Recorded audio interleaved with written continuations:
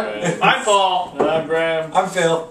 Today we are traveling back out the Long Island to Blue Point Brewing Company. We're doing Hoptical Illusion, which is their only IPA. Right. This is entertaining because you can grab the Long Island Railroad out there and call it a day. And it's like a 5-minute walk from the train. Fun little brewing house, not anything major, but a good time.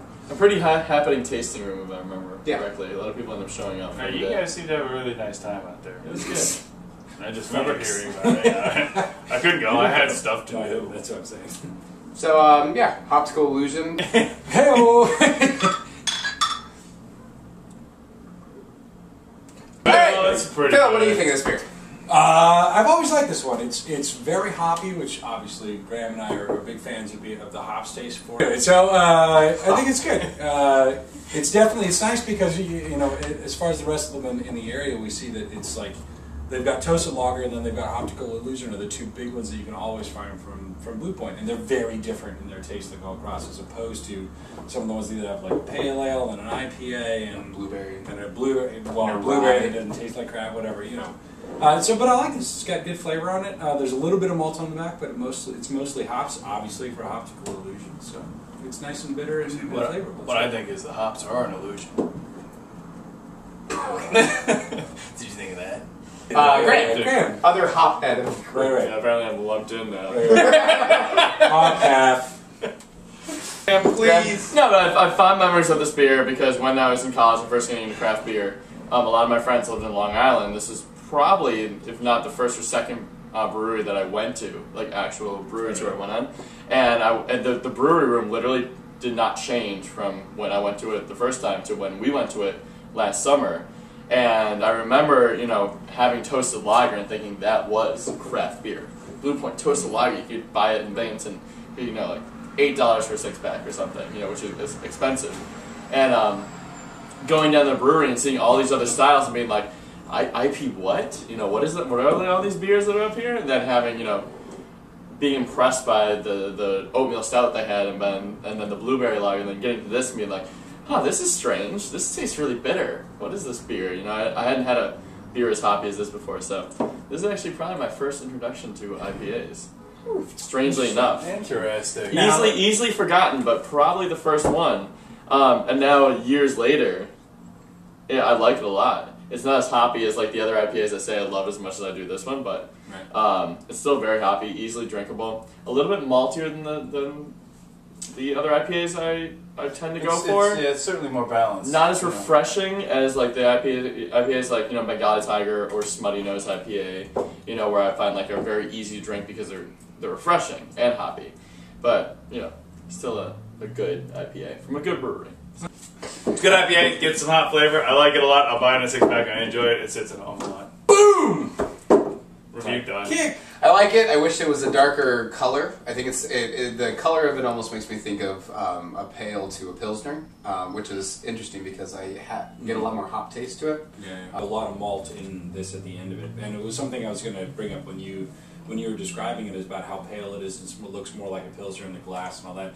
About what would you think if there was more of a malty backside to the beer part of it? If it was a little darker, if they toasted the malt a little longer.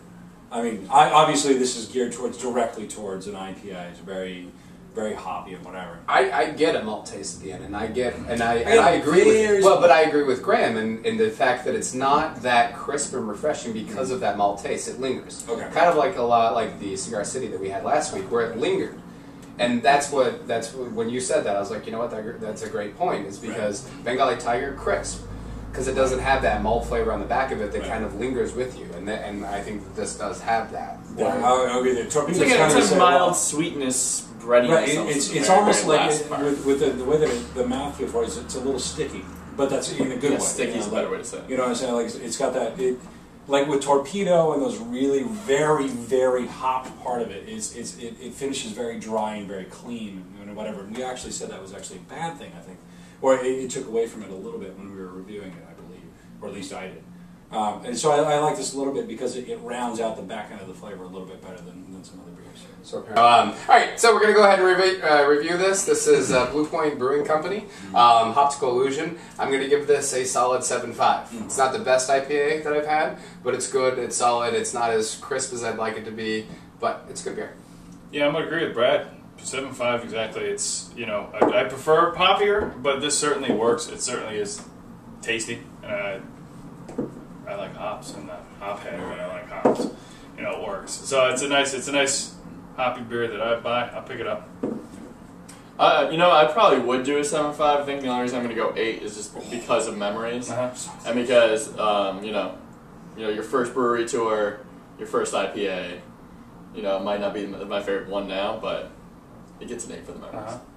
I'll go 7.5 too, actually, because I like the taste. I think it's a well-rounded beer. I think they really got what is a good way to put hops in a beer without it being overly expressive for it. And I think this is actually kind of like a second-tier hops introductory beer. You know, like if you get somebody, you give them kind of a hoppy pale ale, and this is the next part to go.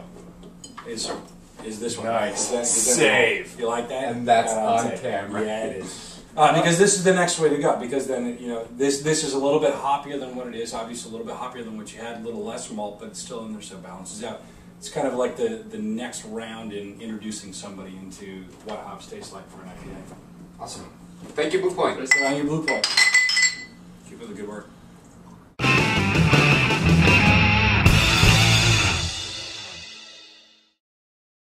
It's not the top of my house. Again, how did he become the hop head of the group? No, Graham is, but we're both more I think hoppy. you just lumps. Yeah, I think those. No. I think I agree because those two are so simple-minded. But they're like, oh, hops, okay. Simpletons. And you and me are kind of like, you know what? We'll explore a little. Right, there's Hoptical, right? I get a discount because of my fraternity, right?